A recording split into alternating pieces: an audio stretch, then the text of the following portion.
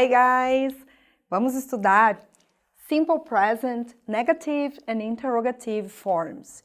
E agora tem uma coisa bem interessante do inglês estrutural, que no português não existe, mas no inglês é fundamental, que é a questão do uso dos verbos auxiliares. Em primeiro lugar, vamos ver o que é isso. O que seria um verbo auxiliar? É um verbo que, como o próprio nome já diz, ele vai auxiliar na hora de fazer perguntas e fazer frases negativas. Então, como é que funciona isso dentro do Simple Present? Quando eu tenho as pessoas que vocês já conhecem muito bem, I, you, we, they, eu, você ou vocês, nós e eles, nós vamos usar os auxiliares do para fazer a pergunta e don't para fazer a negação, para dizer que não. Também para he, she, it, ele, ela e o pronome neutro, nós usamos os auxiliares does para fazer a pergunta e doesn't para fazer a frase negativa.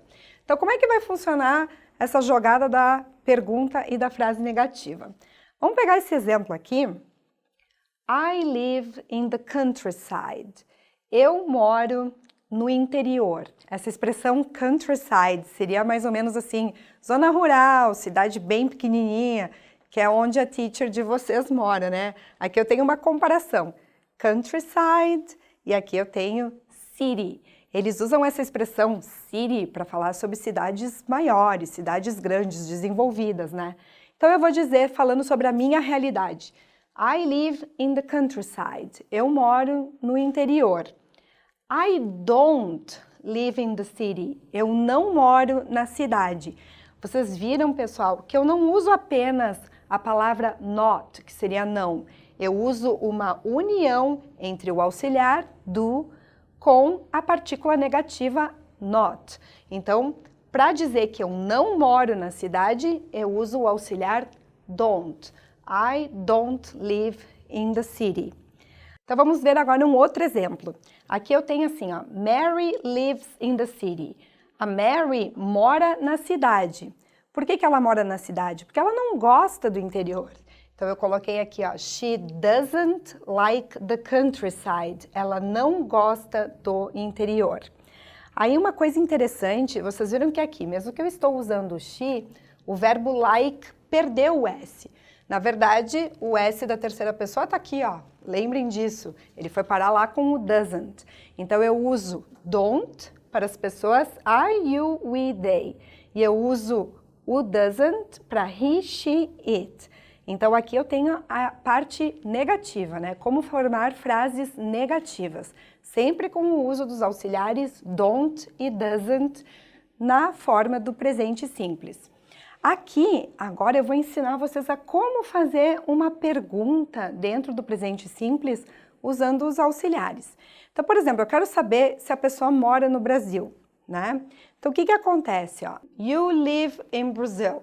No português, a gente só muda a entonação, né? Você mora no Brasil? Eu não preciso alterar o verbo, eu não preciso mudar a posição das palavras na frase, eu simplesmente mudo a entonação, a forma de perguntar.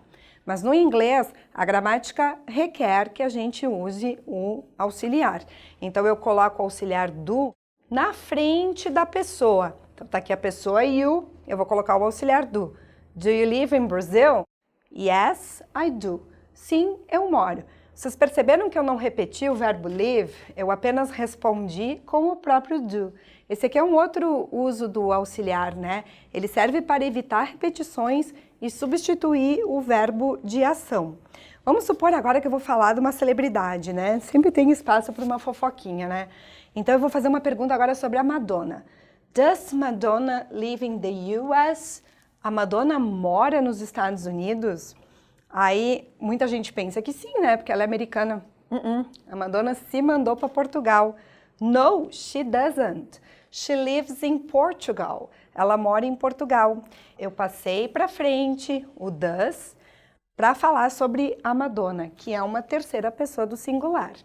Como o S do does está aqui, eu não preciso repetir o S aqui. Ele já está aqui.